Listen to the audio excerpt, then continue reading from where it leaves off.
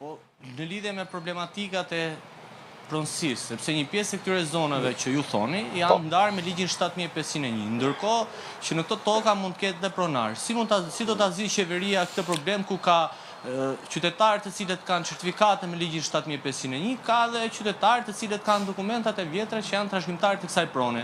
Si do ta zgjidhë paketa e maleve këtë problematikë, megjithëse do të theksojmë që ka 13 vite dhe në janar ligji për kthimin dhe kompleksimin e pronave e ka mbaruar afatin. Si e ka menduar qeveria këtë problem? Atëherë, unë do të falenderoj për pyetjen, sepse besoj është shumë e rëndësishme dhe duket qartazi që informacioni është i cunguar për sa i përket paketës maleve. Më lejo të shpjegoj vetëm dy gjëra.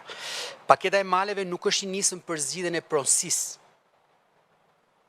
që ti mbivendoset 7501 apo ligjeve të tjera. Paketa e maleve është instrument për zhvillimin lokal. Dhe në këtë ne duhet të kuptojmë dy momente që janë shumë të rëndësishme. Spari, nuk ka në asnjë rast mundësi që paketa e maleve t'i mbivendoset një tokë e cila është pronë private e regjistruar. Ka zero shans. E para. E dyta, bëhet fjalë që çdo aplikant i cili ka të drejtën të aplikojë në paketën e maleve duhet të plotësojë dy kushte. Ose duhet ta ketë zotruar atë territor për spaku 10 vjet, ose duhet ta ketë zotruar të territor me një djeni të gjerë të publiku, siç kemi raste sidomos në veri të Shqipërisë, kur njerëzit i kanë ndarë tokat në bazë të kufive të vjetër, por nuk kanë dokumentat e pronësisë dhe nuk ka aty asnjë pronar tjetër privat. Në këto raste atyre lindet drejta për të aplikuar, por kjo nuk është përfundimi i procesit.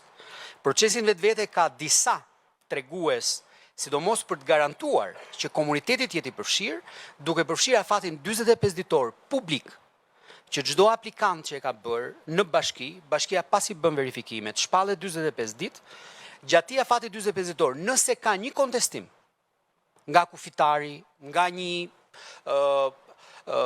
subjekt i cili mund të pretendojë pronësi në të njëjtën territor, procesi automatikisht pezullohet.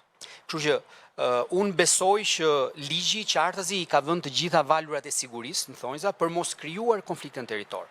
Dhe garancia më e madhe, që të jemi sinqert me ju po ashtu, është pikërisht bashkia e cila duhet garantojë mbi të gjitha transparencën, gjithë përfshirjen e komunitetit gjatë këtij procesi për sa i përket paketës maleve.